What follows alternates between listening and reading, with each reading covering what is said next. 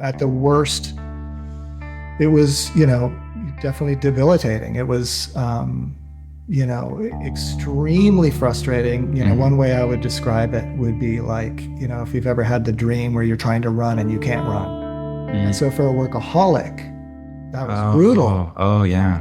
And not only can you not really get anything done, you have all this time to lay around and think about what you want to do. Music helps us get through the hardships and heartbreaks of life. The songs come from artists who bare their souls and share their pain. Their music proves we're not alone. They felt just like you, and they dug deep and kept going. I'm Ethan Johnson, and this is Rockin' That Hard Place.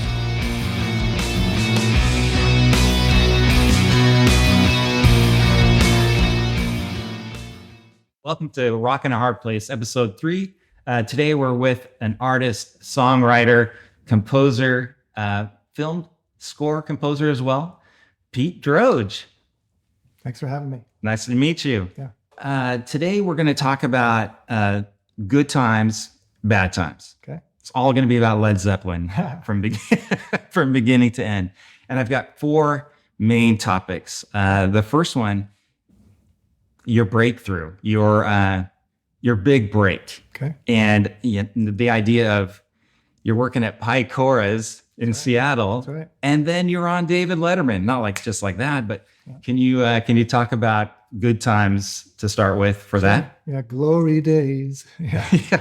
I was thinking about that because I've been retracing that period on my Substack newsletter recently, kind of celebrating the reissue of my debut album, Necktie Second, with the double vinyl with bonus tracks and stuff. And so lately I've been going through and doing a multi-part series on the tour.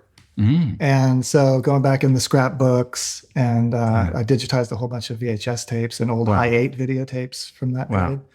And so that's all very, front of mind for me right now. It was, it was actually kind of a slow burn. The album, I got the deal in 93. So I was living in Seattle and, it was around that whole late 80s, early 90s moment in Seattle. Yeah. And kind of watched a lot of other people get signed to majors. And by 93, January of 93, I kind of felt like I needed to change the scenery, moved down to Portland. And by March, I had, multiple major label offers after playing South by Southwest. It was like, just fairy tale kind of situation. Right. And then I spent that summer, I got to quit my day job. At that point I was working at Hot Lips Pizza in Portland. That's when I quit the day job and was able to stay home and write songs all day and party all night. Yeah. And by that fall, we were making the record in Atlanta with this, superstar producer named Brendan O'Brien. Right. Who was also my A&R person. Who signed me to American Records. And, and then around the new year, by May, the record was out. And we just started slugging it out on tour, van and trailer. Yeah. And crappy clubs and some good clubs, but, some crappy clubs as well. And we did what was called a residency tour because we couldn't get on any opening act slots as we had kind of hoped for. So we ended up going 7 weeks in a circle around the Northeast. So like every Monday we were in New York, every Tuesday, Boston, Wednesday, Philly, and then Friday, DC, and then we'd plug in other cities on the off nights. And it proved to be really successful because like in New York, the first week we were there, it was mainly like, record company and distribution people. And then it started to build. And by the end, the place was packed and we had, Rolling Stone and MTV, people were coming and checking it out. And, Sheryl Crow came in and sat in one night and Mike McCready came in and sat in. So we kind of had a buzz and, the celebs were turning up, partying with Nile Rodgers and John McEnroe. Yeah. So it was kind of a slow burn. And then we did another residency tour in the Midwest. And then we came out to LA and it just kind of kept building and building. Yeah. Kind of slowly but surely. And when things started to kind of get more traction was with the Dumb and Dumber placement with the single, If You Don't Love Me. Right. And, that's when things kind of accelerated at radio and we started kind of climbing up the charts. And, then the late night TV shows started to happen. The first one was actually Jon Stewart. Oh. And then, the Letterman was obviously a really big one. Yeah, for sure. Our next guest is an enormously talented singer-songwriter who tonight is making his network television debut. He's performing a wonderful song from his CD right here, Necktie Second. Ladies and gentlemen, here's Pete Droge. Pete! And, the tours started to happen. Like the first big tour we got was Melissa Etheridge. So we were out opening for her, and kind of, it was like her first arena tour, kind of smaller arenas. Yeah. And then around into 95, we got some dates with Sheryl Crow, and then the big one was the Tom Petty tour. That was Absolutely. huge, yeah. I heard about that. Tom Petty picks you to.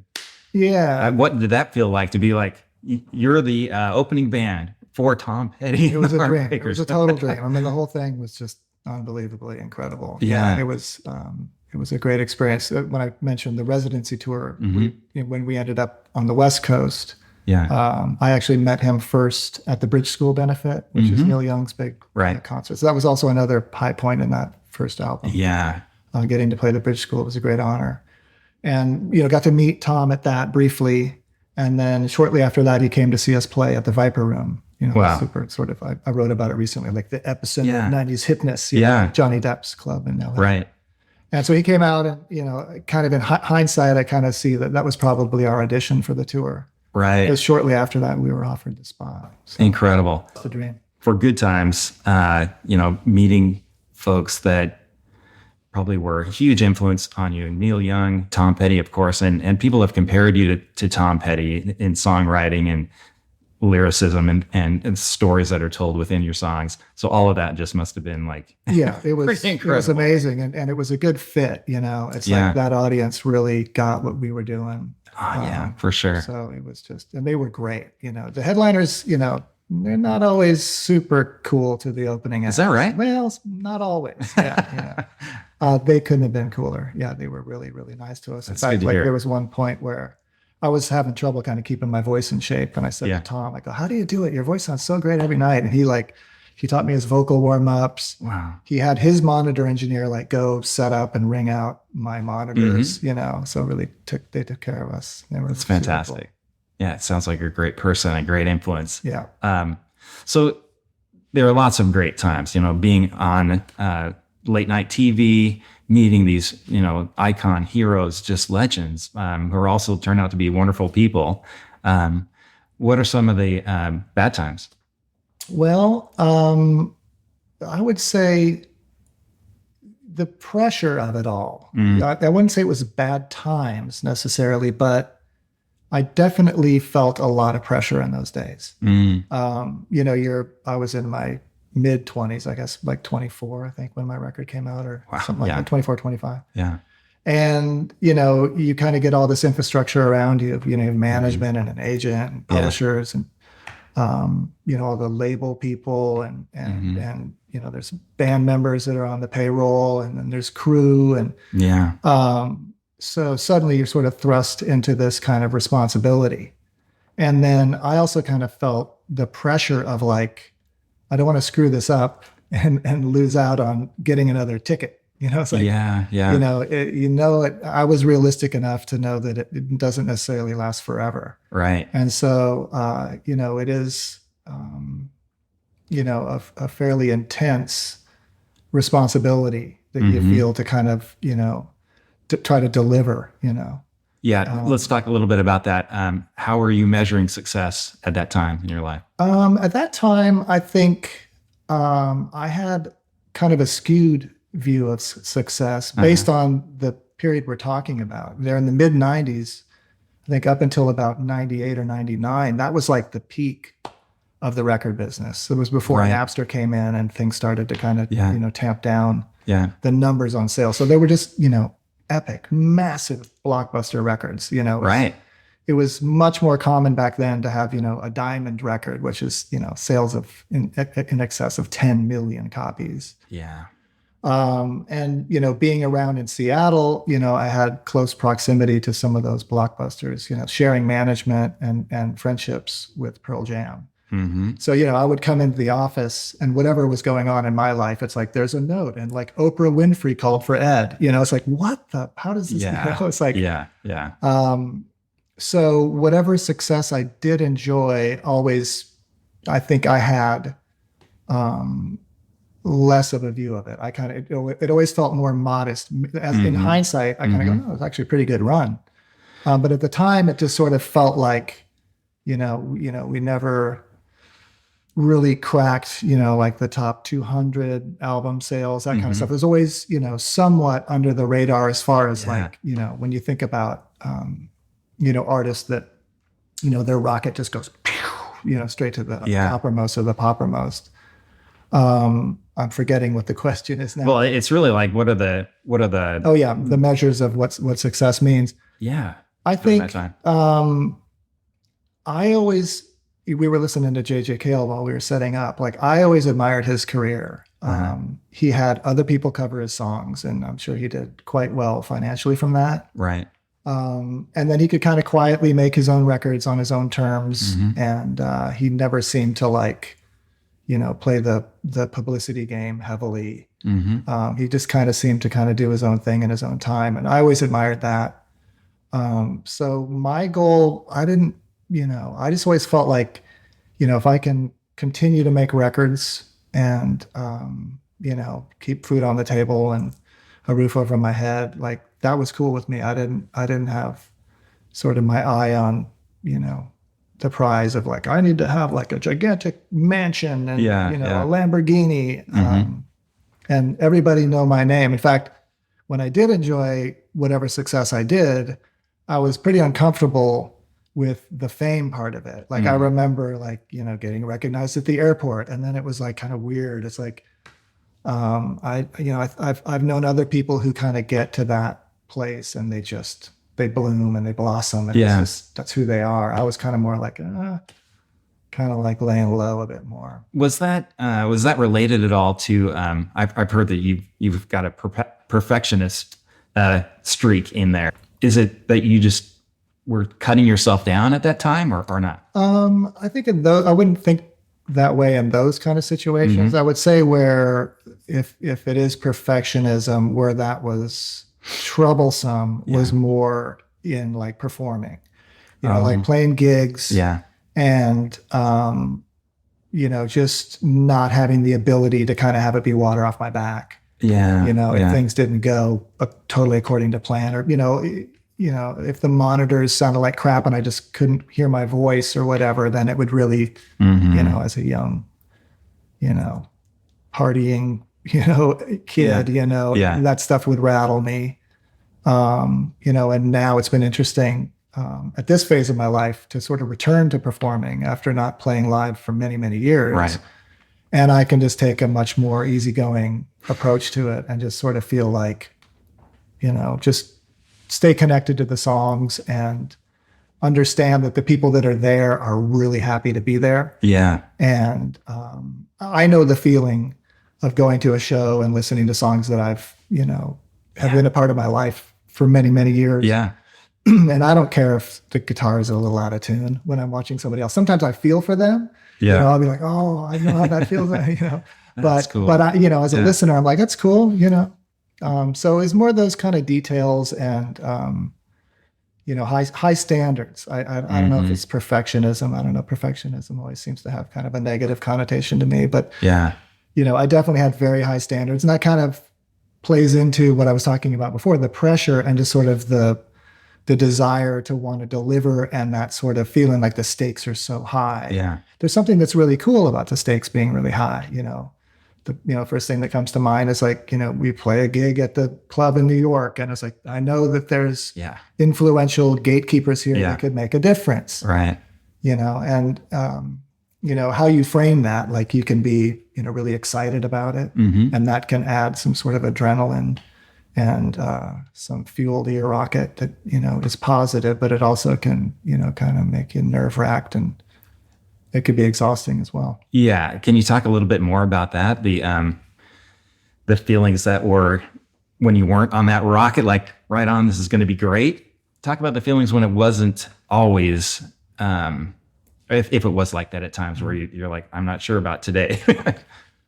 I would just hit the bottle. Pretty much that would be it. That's how I sort of coped with that kind of stuff, is I just kind of numbed out and drank a lot. You know. Would that be before performance, after performance? What was that? A little bit before, never to the point of intoxication. Before Yeah. I might have, a couple drinks, maybe 1 or 2 drinks before a gig, but it was more like, I think about it more. I sort of flash on this factor more when I think about when I stopped drinking, and that was in between my first and second record. Oh, wow. And so yeah, 30 years ago, I just had my 30 year. Congratulations. In December, but Well done. like a rough sound check where the house sound person is cranky and the monitors sound like crap and Yeah. the guitar doesn't want to be in tune, and you just woke up on the wrong side of the bed. It was like that moment. So like on the second album, come into the dressing room and it wasn't like to kind of have that sort of outlet to kind of take the edge off or whatever. Yeah.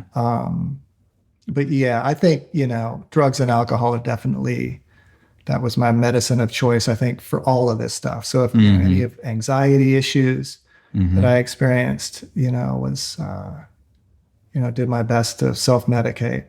Yeah.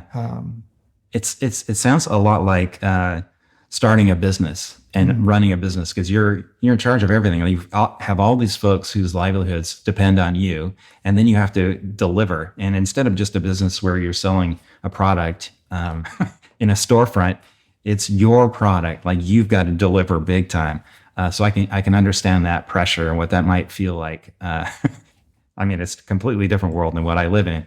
But so you're using drugs, you're using alcohol primarily to overcome some of that stress or tension or anxiety. And then something happens within a tour I want to talk to you about, which is Shannon Hoon from Blind Melon. Yeah. Okay. Yeah, I would say he was a dear acquaintance. Okay. Yeah. He was a really sweet guy. Yeah, so we'd spent some time with him. Actually at the bridge, not the bridge school, but another time before the bridge school when I opened for Neil Young. Blind Melon was on the bill. That's when I first met him. And Elaine, my wife and musical partner, had known the Blind Melon guys from LA. And then we partied and hung out with him again. Actually, on the Tom Petty tour, he came out to see us. Great. And hung out. So what was the impact? What we're discussing now also is Shannon Hoon died of an overdose during a tour, while you're touring as well. Yeah. How did that impact you? It had a huge impact. I was at the time trying to slow down on drinking, and I had the brilliant plan. I had heard that benzos, Valium and the like, that if you drink too much and take those, it will kill you. And so I thought, great idea. I'll start taking some of those, and that'll help me slow down on my drinking. And they also happen to be an amazing buzz. So I was really on the brink, I think, of a serious habit with that stuff when I heard that he had passed. And so, the fact that he woke up, on his tour bus after a night of heavy partying, that was like the wake-up call for me to get off the pills. And then it was maybe 2 months later that I stopped drinking entirely. So yeah, that was definitely a pivotal moment. I'm not sure, the sliding doors moment. If I had, learned of his passing, I'm not sure if what would have happened there for me. Yeah, I mean, it's an incredible experience to have someone you care about and know die before their time, unfortunately. And it's really powerful that you were able to move through that and find sobriety and stay with sobriety too. That's just incredible. And how was Elaine involved in your both the good times and the bad times during that era? I think she was incredibly helpful throughout all of it. She was, as a band member and as a life partner, just a very level-headed, even keel force. In that moment of choosing to get off the pills, and then through the getting off of alcohol, just an amazing nurse nice. Yeah. So like when I first got sober, it's funny. I talked to a friend who was in recovery, and her advice was, get some bath salts and some tea and some candles. Yeah. And, I had that phone call while Elaine was at the store. She came home with bath salts, tea, and candles, So, she's awesome. That's just a great life partner and support system. Yeah. And, just, as far as, on the road, having someone like that to share the journey with, and be that support was invaluable. Right. And Elaine was with you prior to a record deal, and then she's with you now. So she saw all of that. She saw a guy working at a pizza restaurant and said, that's the guy. All the way back to the pizza restaurant? Yeah, when I first met her, I was at Hot Lips Pizza in Portland. So that's right. That's right. A pizza gold digger. She was in it for the free pizza. Well, I think people should take stock in folks that are working at pizza restaurants, because going all the way back to Pikora's in Seattle, were you there with Mike McCready and Ben Shepherd? No, Mike and I. Yeah. Okay, and then Ben came later. He's like, I got to go to that pizza shop. I don't know that Ben ever worked there. I got that online. I'm not sure if that's accurate. I think so, yeah. Ben, I knew. I met Ben the first day of high school for me, my freshman year. His sophomore year, I walked into a class and we both were sitting in the back of the class. Yeah. And I saw, I don't know if it was like Black Flag or some kind of stuff scratched on his peachy. And I was like, hey, And so we hung out a decent amount in high school. And some of my fond memories of Ben were, there was a place, we called it Reefer Beach, otherwise known as Waterfront Park. And we'd sit down there and play guitar. That's cool. And he was remarkably great even back then. And then that's fantastic. My very first band was called March of Crimes, which is like a footnote in rock history because Ben was in the band. So we overlapped for like a nanosecond. Yeah. So I was in the first incarnation of the band, and then my friend Andy, who was playing bass, they kicked him out, and then Ben joined, and I was in there for a minute, and then I quit. Yeah. And then the other sort of footnote in rock history is Stone Gossard was also like kind of almost maybe in the band for a minute. Yeah. It's like, I think Wikipedia calls him a band member, but honestly, I think I saw him interviewed one time talking about it. He says, I came to a couple rehearsals and they were like, no thanks. And so John Everson, the New York Times bestselling author, who was the singer under the name Monkey Seeker, when he talks about it, he said, I'm the guy who had the brilliant idea to kick Stone Gossard out of my band. Right. He was the front man, right? Yeah. Although I don't think he really kicked him out. I don't know. So it's a little blurry there. But my gosh. So March of Crimes, that was, if nothing else, I will go down in history as having been in a band for a nanosecond with a Rock and Roll Hall of Fame member. That's right. That's so cool. I love the story. Yeah. Next, I want to talk to you about good times, bad times in relationship to searching for your birth mother. Okay. And let's start with the bad times. Okay. How did it feel to be to know that I've heard from you in other interviews that from a very young age you knew that you were adopted. Your parents had told you. How did that feel as you're growing up? How did that feel as you're interacting with others? Just to know that I'm adopted. I think there's maybe a couple layers to it. I think on the surface, I kind of didn't go there. It was like, all good, fine. I had great parents, Jen and Arnie Droge, were both really super cool, amazing, supportive parents. Awesome. So I kind of felt I'm good on that level. In fact, when the state of Oregon, where I was born, when they opened up the adoption records in the mid 90s, my parents, I remember Thanksgiving one year, they were like, hey, by the way, in Oregon, they have open adoption records. You can find out who your birth mother is or birth parents. How old do you think you were when they said that? That was like, I would say it was probably maybe 20, late 20s, 30, early 30s, somewhere in there. I can't recall exactly. Yeah. And I was just like, no thanks, I'm good. Okay. Just like wasn't interested, had no, just didn't even give it a second thought. Really? Yeah, just was, I'm cool. Yeah.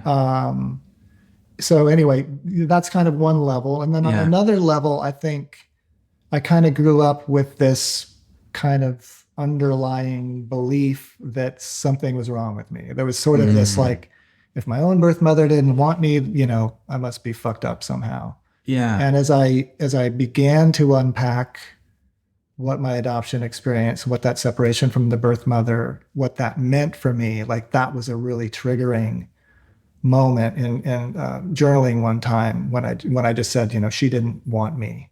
that was just like the floodgates, that was like, yeah. so I recognized that was sort of this, I don't know if it's subconscious, unconscious, this sort of deep-seated thing that I maybe chose to not look at. Yeah. And so that was a big part of that process of unraveling.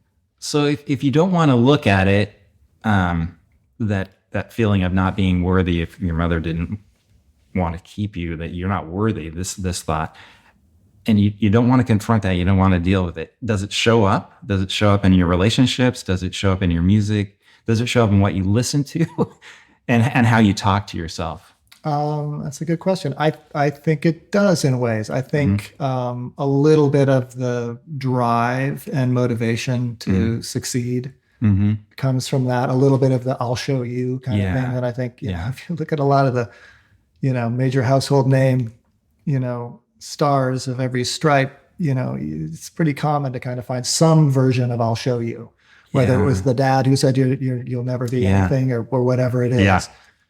So I think there's a component of that. I think that drive to just the sort of high standards or perfectionism thing is related to that.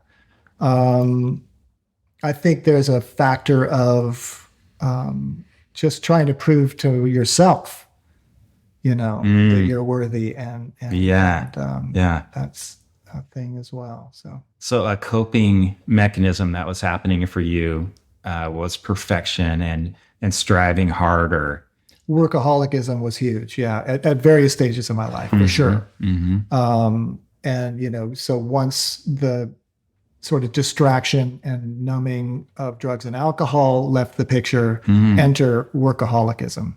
Gotcha. So definitely, and that's where when I started to kind of come into midlife, it was really the workaholic nature that motivated me and really kind of gave me the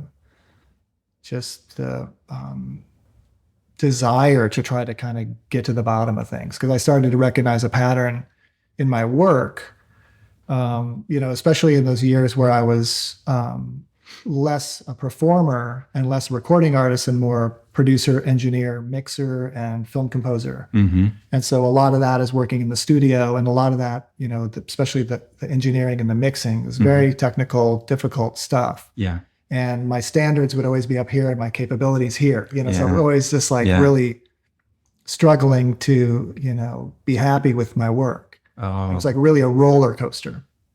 So it was actually the song "Two of the Lucky Ones," which has been, one of our songs that's done well for us. That's great. Yeah. Was the one that just like nearly killed me. And it was really like so much work. And just like, the question was like, why is this so life or death for me? Like, why? Like, if my mix sucks, I suck. And then that roller coaster of just absolutely the work. And then like when it all works out, it's like, well, yay. And then when it doesn't work, it's just like, oh, dire.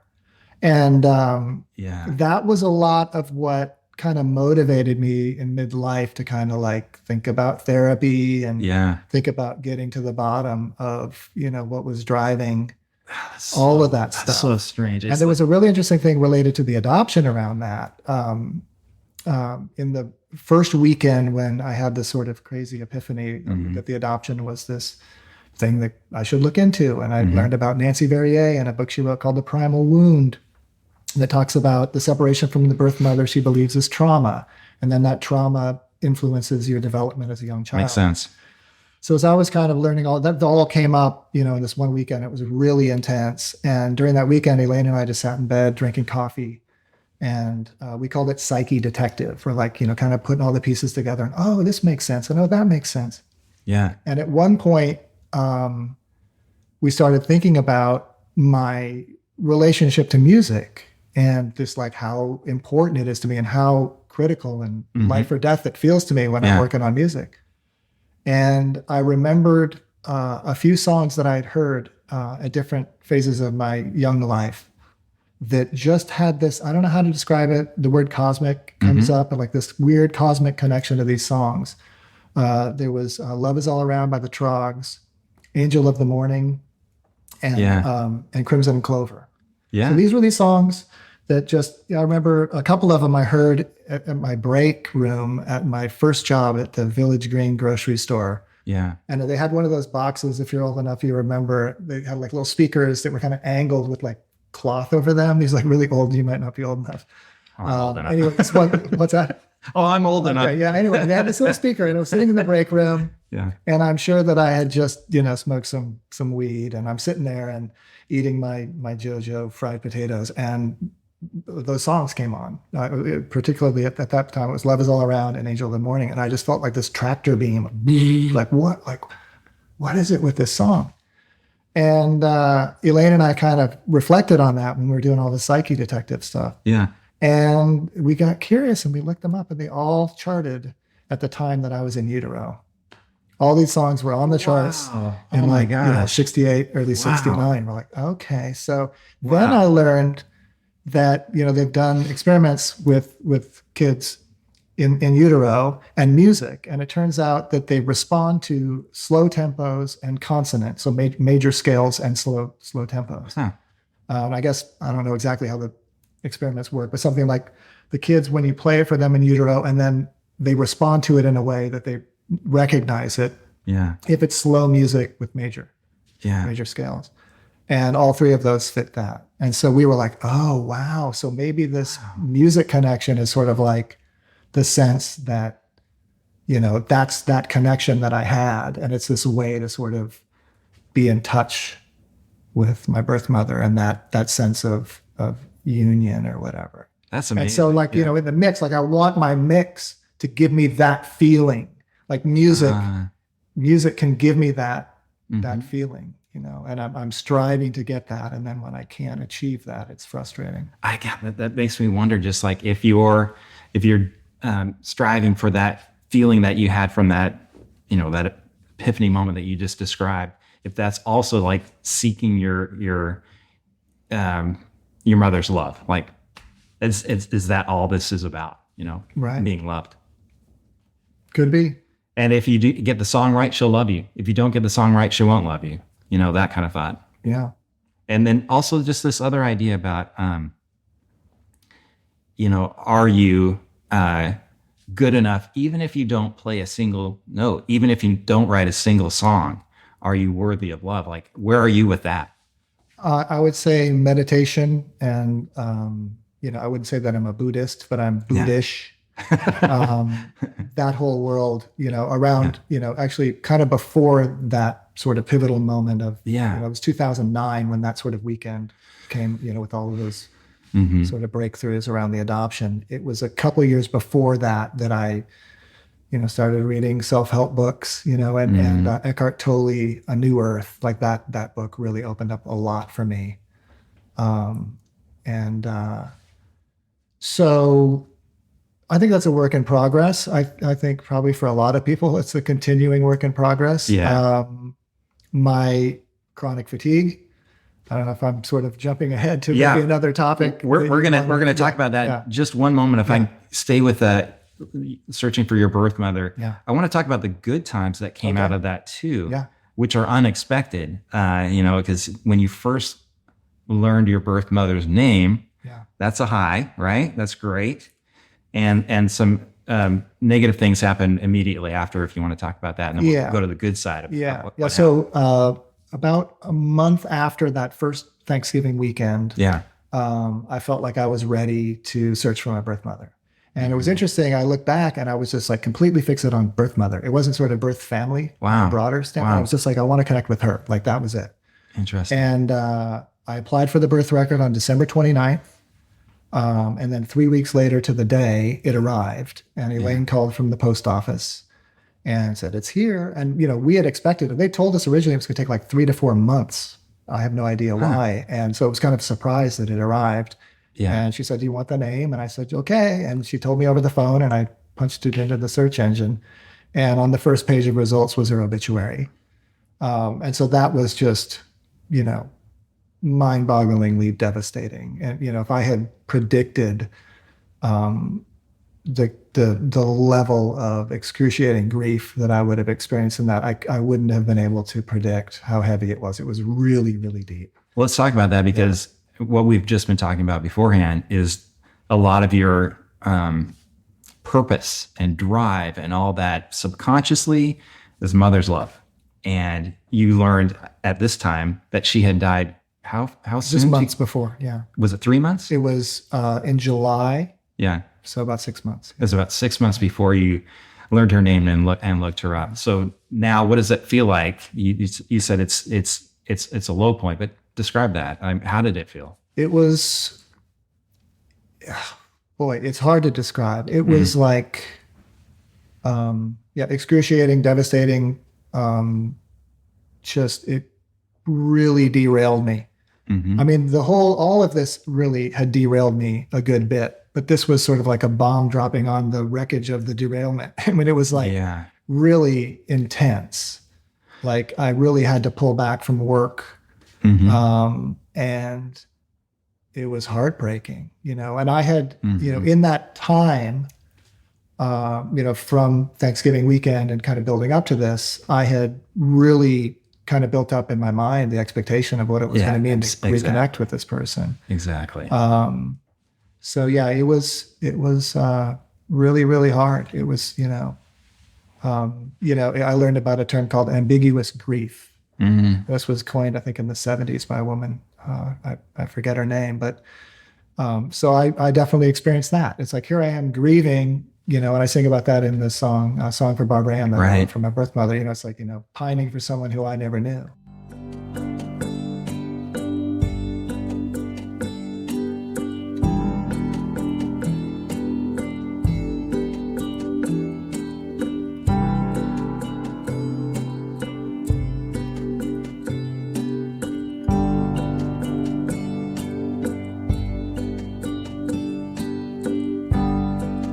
I've got your hazel eyes and a streak that is blue.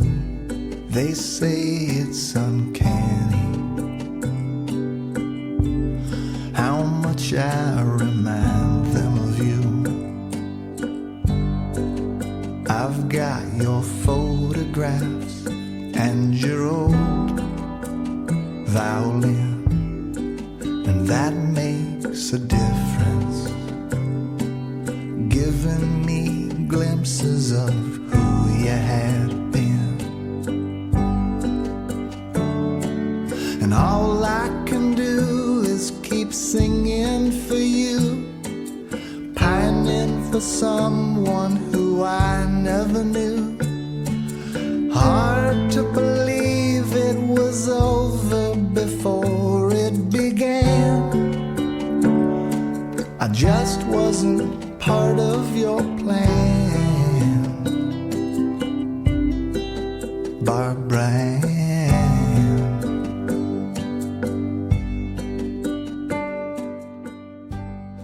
Yeah, I don't know quite how to put it into words, but it was seismic. Yeah, I can imagine with the expectations that you had about meeting her. I have so many thoughts about that right now, but one is about your grandmother, who you ultimately met. Didn't she say when she met you that she was pining to meet you? Yeah, she did. Yeah, and that's like the lyric that's in. It's how you felt about your mother. Yeah. So that we're kind of doing the good times, bad times. Yeah. Definitely, it was a really bittersweet experience finding that obituary, because in the obituary were named the surviving relatives, my grandmother and my uncle. And again, thanks to the chick on the computer, I was on the phone that evening with my grandmother and my uncle. And yeah, she did use that word in that first call. Like, I've pined for you all these years. Wow. And she had just lost her daughter, her other daughter. So she lost my birth mother in July. And then my Aunt Cynthia died on the very day that I applied for the birth record. Oh my gosh. Yeah. Well, hearing from you was a gift to her. It was. Yeah, it really was. Wow. And I think it also, it helped sort of, I don't know how to put it, but things were strained with her relationship with my birth mother. And so learning that it had worked out okay for me and my grandmother did not approve of the choice of giving me up for adoption. These are, Yeah. you know, Yeah. Southeastern Ohio, Midwest, salt of the earth people, and family is everything. And, Yeah. and that decision did not sit well with my grandmother. Right. And so, like you said, she had always pined for me and worried, you know, and Right. wondered what Yeah. had become of me. So to see that, you know, I was all right, really was healing for her. And I think me sort of, you know, coming into her life at that time, you know, when she had just lost 2 daughters, Yeah. was pretty amazing. And yeah, just that whole, so there's sort of this, you know, two tracks here. You know, there's sort of the grieving of not meeting my birth mother, and then there was just this beautiful fairy tale of reconnecting with my broader birth family, and Yeah. that was incredible. So I was, you know, shortly after that phone call, I was on a plane for Appalachian, Ohio, Yeah. and a small town, you know, on the river there, and my grandmother and both of her siblings, so my great aunt and my great uncle, both lived right near each other, just on the Ohio River across from West Virginia. Yeah. And got to hang out with all of them and cousins and lots of relatives. And, Fantastic. you know, here was this middle-aged dude that sort of got dropped into the family. Yeah. He was just like, tell me everything, you know, like wanted, you know, just Yeah. was so interested in the family history. Yeah. They had a video of my great-grandparents. We all sat down and watched that together, and I was able to kind of learn, you know, what came upon me naturally. You know, like there was one moment that I remember where my great grandfather, he said, "If I don't have a job to do, I'm just not satisfied." And I was like, right here. And my uncle, he's like, me too. Wow. You know, so kind of learning that, you know, some of this stuff, you know, is in the genes, Yeah. I think was really helpful for me to kind of accept myself, Yeah. you know, and just be cool with it, you know, rather than sort of feel like this was a shortcoming or something that I needed to be down on myself about. Right. So there was a lot of that. We traveled, you know, all around in the hills there, and they're pointing out like, your great grandpa built that barn and he built that house. Yeah. And, it was really a remarkable trip. And, you know, my uncle and I were super close. You know, he's 8 years older, so he feels more like a long lost brother than a long lost uncle. We're really cut from the same cloth. I found, you know, that I wasn't the only one in the bloodline with drug and alcohol issues. You know, he's in recovery as well, so we have that in common. He was in bands in New York back in the day. Wow. We've started writing some songs together. Really? Yeah. Oh my So gosh. we're that's both awesome. so damn busy that it's kind of on the back burner, but we're Yes. excited to kind of get back to that. That's a lot of good. It's a lot of good. Yeah. And I would say, you know, the whole situation is good now. It's interesting. In another interview, you know, somebody was asking, well, what's it like to play these songs live, you know? Yeah.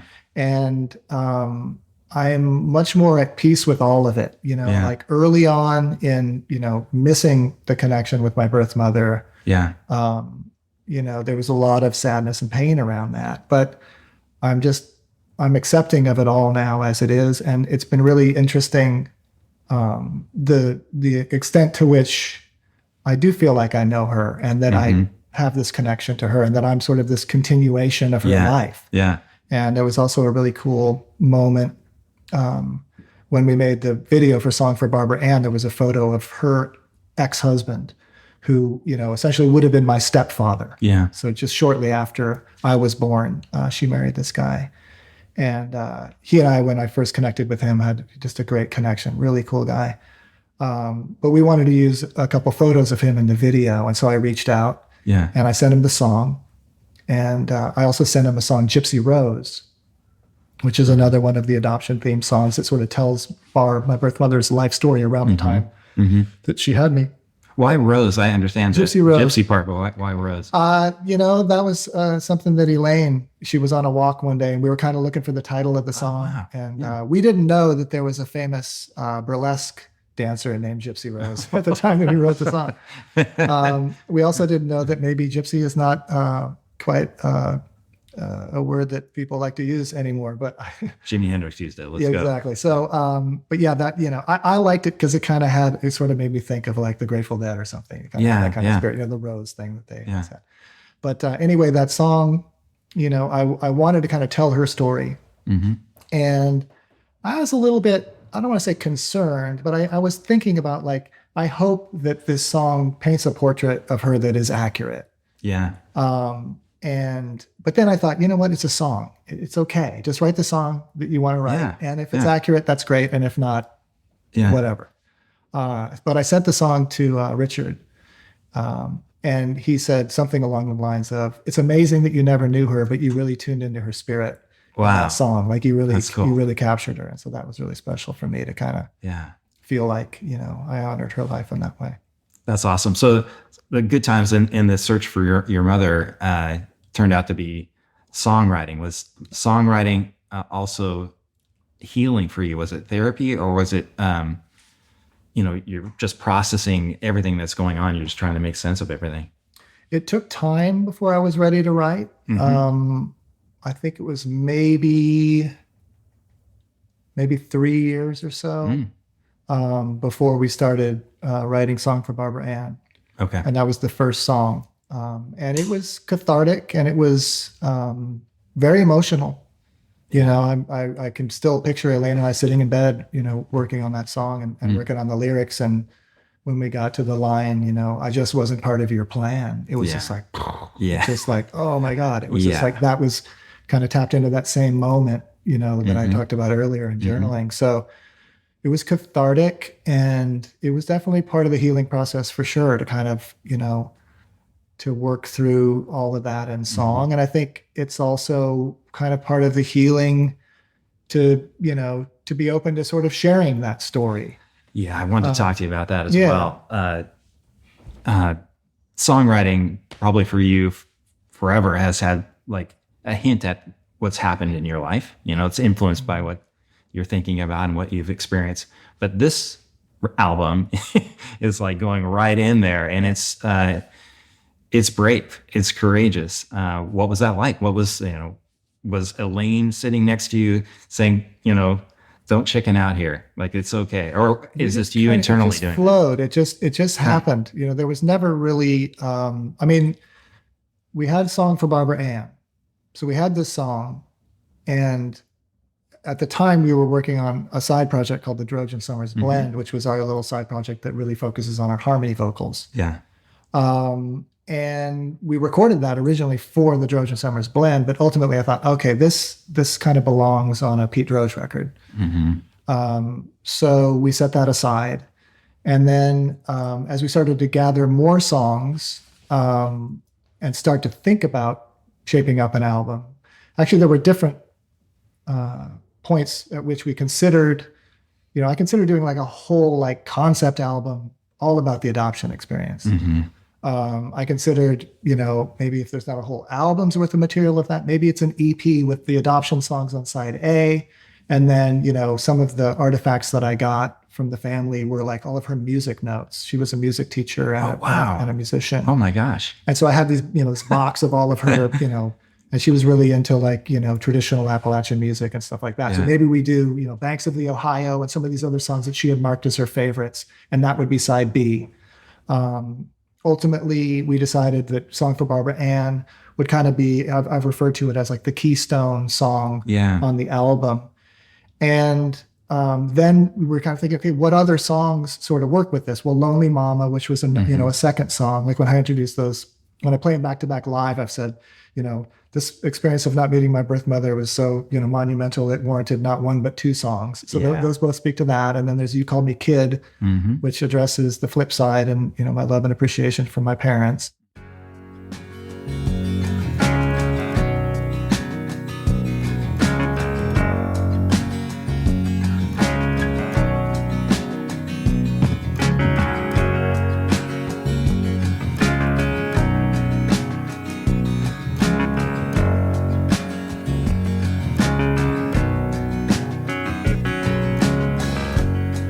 My world was inside out. No idea what I was about. But then you saw me just as I was, a child in a daydream, trying to catch your slipstream. You called me kid, and can't thank you enough for what you did. You called me kid. Never in this life could anybody find a more generous, so precious gift to give.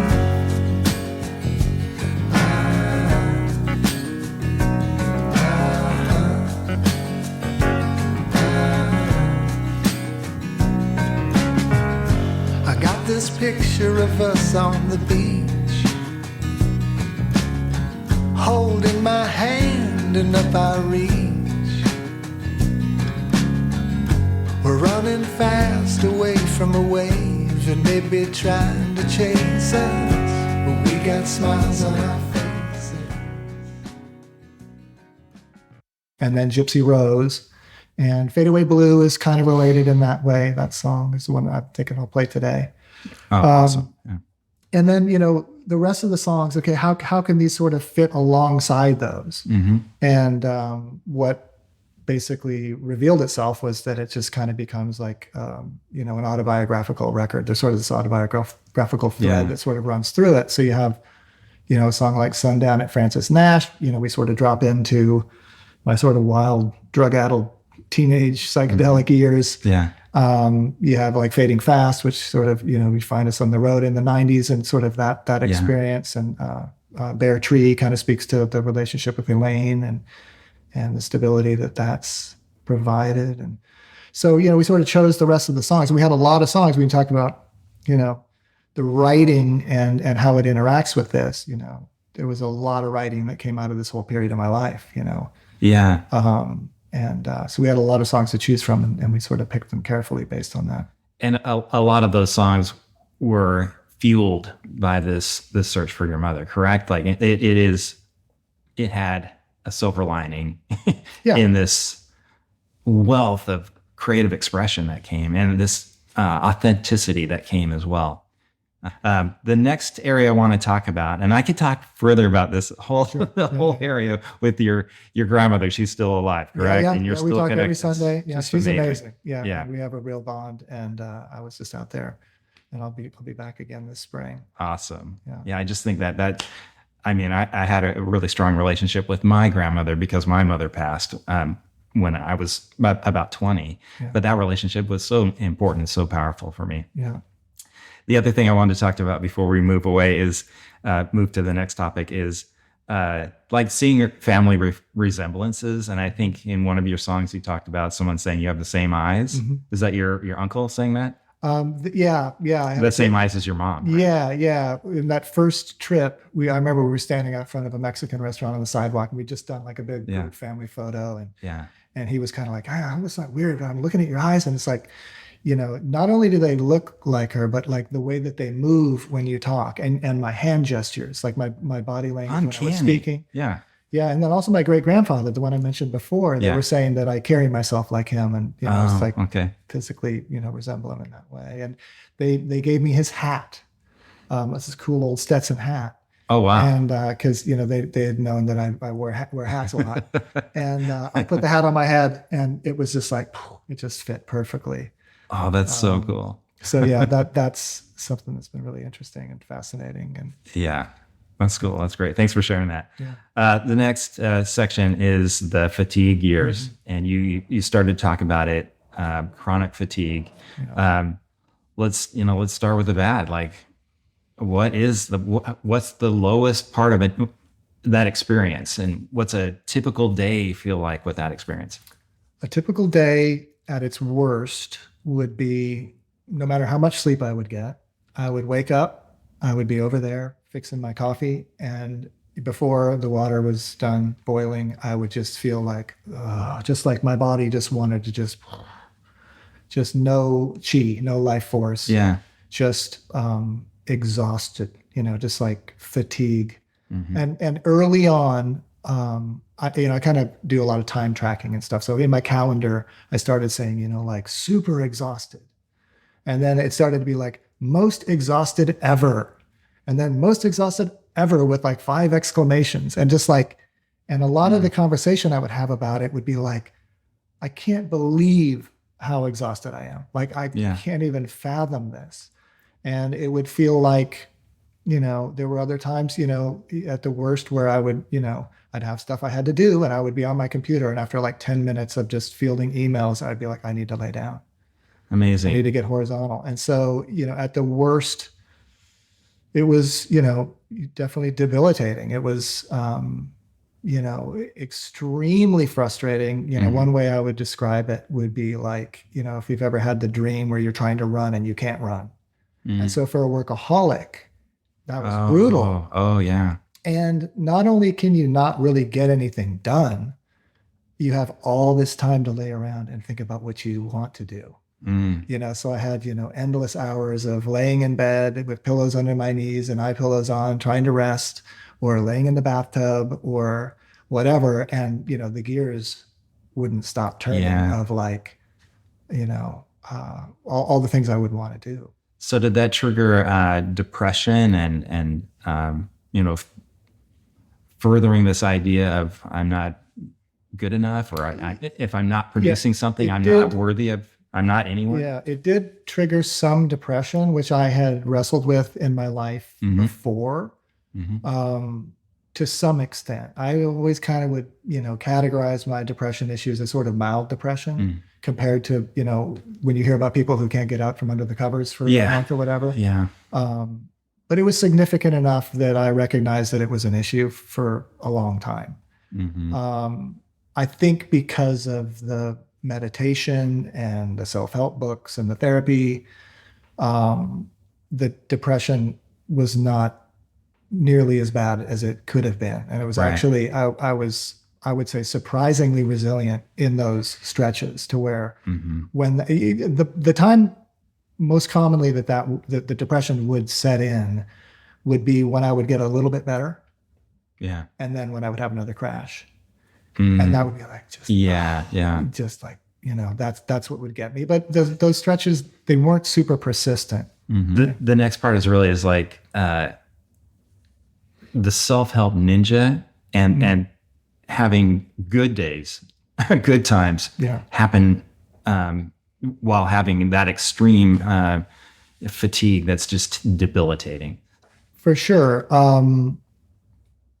One great thing that came out of it, I write about this in the About page on my Substack, which is like, the silver lining appeared from the fatigue, which was it really made me sort of prioritize. Yes. Okay. And I say, if there's one thing that I can do, what can it be? What's that going to be? And, prior, I was moving and shaking and doing, various different projects, client-based work for, scoring stuff or producing somebody's record or making my own music or all the stuff that comes along with being a quote unquote recording artist. You're spinning plates a lot to try to, keep it all going. And so at this point, it's like, okay, I only have this much bandwidth. And, the answer was just so clear that, the one thing, if it's only one thing, it's songwriting, period. And so that really, I know like what I say in the little About page on my Substack is like, it may look like I'm just lying on the couch, but I'm actually hard at work, trying to find a rhyme for orange, so that there's a part of the songwriting process that can sort of evolve even when you're sort of in that, rest mode. Yeah. So I was able to, really kind of continue to feel, reasonably productive and like that I was doing something meaningful with my life by working on songwriting. So that was a silver lining. I think just as far as the sort of growth and development and growing up, it was a lot to force me to kind of go like, who am I then if I'm not my work? I love that. Because I really had, my so-called career, stripped away. I was really, at a certain point, it was a couple of years before I finally said, okay, I just need to pull the plug. Like for the first 2 years from September of 2015 to I think it was November of 17, I tried to kind of keep it going. And that was really frustrating. And the idea of something like going to LA to cut an album or touring that album, like those wouldn't be possible, right? Not at all. But yeah, by 17, I kind of said, okay, I just need to like basically, retire. I need to go into like semi-retirement mode. And I just unplugged from everything And, that whole period of the really, debilitating fatigue years gave me a lot of time to reflect and do a lot of therapy and a lot of meditation. Like I was averaging, at least 2 hours a day of meditation. I was doing a lot of Qigong and movement practices. My therapist, I took a few before I found the one. Yeah. But I found an amazing therapist. And we started to work through a lot of the capital T trauma stuff. And it wasn't just the separation from the birth mother trauma. There were other early childhood and later in life traumas that I worked with her on and discovered. Now, I'm not a doctor and I don't play one on the internet, but I do highly recommend EMDR, if you're not familiar with it, is an amazing therapy. So did a lot of like really, really deep work. And so, if I had just sort of stayed on the hamster wheel of work, I wouldn't, I still was doing that work before the fatigue set in, but it kind of supercharged it and gave me so much space to, sort of reflect and sit with that stuff and have the space to kind of let go of, the sort of the feather in your cap as fuel for life mentality, to kind of go like, and it gave me a lot of time to think about, what's important in my life. And, I had a lot of time in the bathtub to sort of look forward to, okay, when I am on the other side of this, what's the most important to me? What do I want to do? And definitely, I said songwriting number one, but making records and just recording in general, whatever that is, whether it's a record or a film score or just screwing around, having fun. Like I love songwriting. I love recording. So that was sort of the next natural step, was kind of figuring out, okay, how can I kind of start making a record? And we started working on the record while I was still squarely in the fatigue zone, which I still am. Like the fatigue is still an issue, but it's manageable at this point. But even it was still pretty bad when I started making the record, but I made it in a way where I would just do my tracks here at home in my own time. To like a drum machine or a click track. And then I would send in my co-producer in Los Angeles and then they would overdub down there. So I had this kind of nice, relaxed way of making the record, which I really enjoyed. There's more I want to ask you about that with before chronic fatigue and before having your own label. What's your label called again? Puzzle Tree Records. Puzzle Tree. Yeah. You have to operate at the speed and timing and touring of whatever the label wants. Yeah. So how is life improved by having autonomy from that? I really love it. And that was a shift that I made long before the fatigue. So in my life, I've made, 4 major label records, 3 as a solo artist in the 90s, and then 1 with my side project with Sean Mullins and Matthew Sweet called The Thorns. So we did a record for Columbia in 2003. But other than that, my records from that point forward have all been released independently. And then I released a solo record 2003 as well. That was kind of a hybrid. That was through a thing called United Musicians, which was Amy Mann, Michael Penn, and my former manager. Had sort of a label, like artist-owned label collective, and they had distribution through Red, which is part of Sony, or it used to be. So that was kind of almost on a label, but not really. But since 2006, my Under the Waves album, which turns 20 this year. Oh, wow. Awesome. And we're considering a vinyl reissue of that. We'll see if that happens. But from that point forward, they've all been on my label. And I really like that, I think with Fade Away Blue, a point that I almost made earlier was like, there was a real desire to sort of share the story behind the album. Everything that we're talking about now, there was, motivation to kind of, talk about the broader context of the album. I didn't want to just kind of do what I did with my other self-released albums, which is to sort of lob them out, shop them around to film and TV and hope I get a good license and then kind of move on to the next thing. I didn't do a lot of, I didn't tour at all for, since The Thorns in 2003. Didn't do a lot, to try to rustle up publicity or anything. I just kind of quietly put the records out. But with Fade Away Blue, I kind of felt like, okay, there's more to this. Like I really want to try to, tell the story. And So, yeah. And now I'm sort of in this interesting spot of like, I feel like I'm the unfrozen caveman. You remember Unfrozen Caveman Lawyer? I'm the unfrozen caveman recording artist, where I kind of hadn't really been playing the game for a long time. You're entering back into the recording industry in some ways with this new solo album, and it's not the same industry. It's very different. So talk about that a little bit. Yeah, I mean, yeah, I definitely feel like the unfrozen caveman recording artist. I'm like, what? I don't understand your modern ways. The other one is, I feel like the frog that's been dropped in the boiling water. Like all these people have been in there, and with the boiling frogs, right? They turn up the water as it, gradually gets up to boiling. The frogs that are in there, like they don't even think to jump out. It's gradual. Yeah. And then you take a frog and you drop it in, it jumps out immediately. Yeah. So I'm sort of the boiling frog on Frozen Caveman. Yeah. And I can't say that I've cracked the code on like what that means for me. I will say, if I were sort of thumbing through the want ads, if you remember those, probably don't exist anymore. But if I were kind of looking at the job description for recording artist, performing artist, 2026, I might go, not so much. Based, partly on the fact that it's like, I heard a marketing guru say, you're not just a musician, you're a content creator who happens to play music. Oh my gosh. And the good news for me is I enjoy the content creation. Okay. Like my Substack, I really enjoy it. It is a lot of work the way that I do it. Yeah.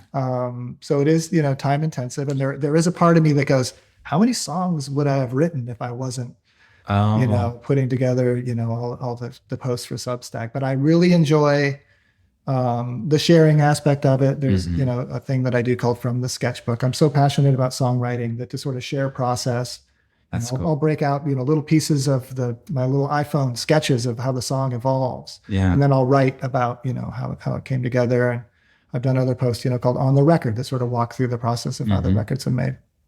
So I enjoy that. I enjoy, my video camera, and I enjoy, photography. So, that stuff I'm not like, it's not like pulling teeth to get me to sit around and play with my camera and make a video of a performance. Like I do enjoy that, but just the hamster wheel of it, that it's sort of never ending. In fact, I recently had a call with a friend of mine is working with somebody who helps him with the Facebook, Instagram ads and all of that. Yeah. And so I had a call and I got like an hour full of just all of this information and how to, the algorithm and and you got to post every day, and then you got to do this, and then you do that. Oh my gosh. And so hence 2026, I decided, okay, I'm going to step away from that for the time being. I'll keep with my Substack, and but I'm not going to perform. I have one festival booked this summer, but other than that, I'm like, I'm not going to play live. Partly, I loved playing live. It was so fun to get back to it, but the sort of promotion part of it, and it kind of becomes this thing where like you never get a break, because like tickets are on sale now and and then the show's coming up and then tickets are on sale for the next one. It's like this constant thing. And I just sort of wanted a break from all of that, and felt like I just want to be in the studio. But the last thing that I really wanted to talk to you about before you share a song with us, which is fantastic, is part of that self-help ninja. I've seen and read that you've used a practice called gratitude and thinking about people and things that you're grateful for. So can you list for us like a few people, a few things that you're grateful for today? Okay. Well, Elaine Summers. Yeah. That's the first one. And for many, many reasons, kind of, helping me sort of traverse the landscape of everything we've talked about. Yeah. She was amazing and an amazing, musical partner as well. So everything that I work on, she's involved in some way or another. So, 6 out of 10 songs on the new album were co-writes with Elaine. And she understands your pain, she understands your joy, and she harmonizes with that, like literally harmonizes with that. Yeah. It's crazy. Yeah. The next thing that comes to mind, I would say Community You know, I'm, you know, just so grateful to be on Vashon Island with our community here, and our friends and just everybody here.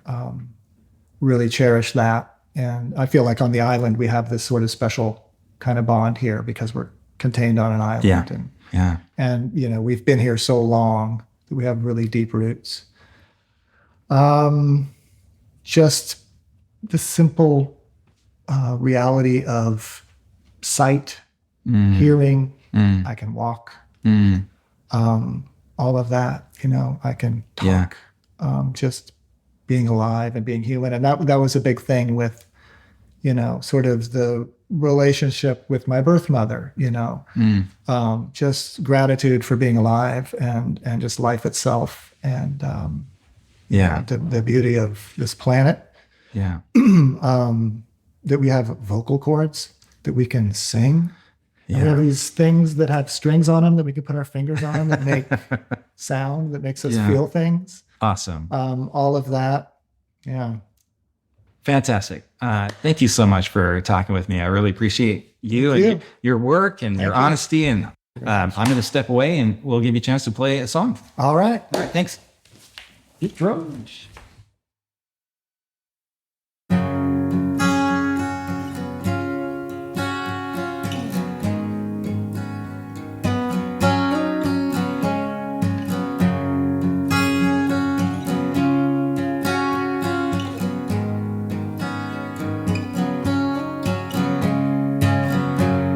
I'm indigo blue, got the devil's dye through and through.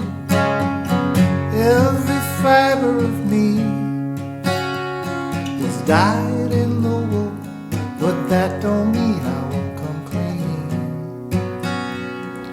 Now when the tears come, I know I got work to do. I let the tears run, fade away blue.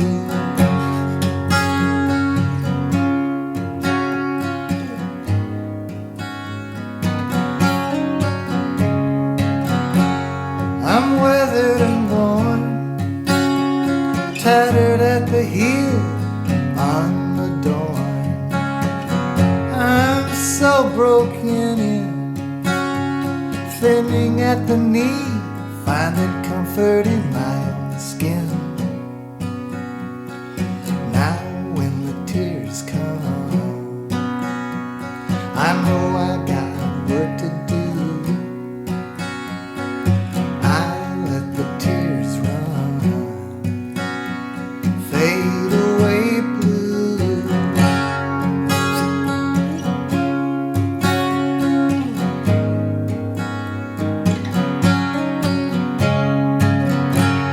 I live in the fray and turn another new shade lighter every day. Another walk in the sun, another hand-me-down child.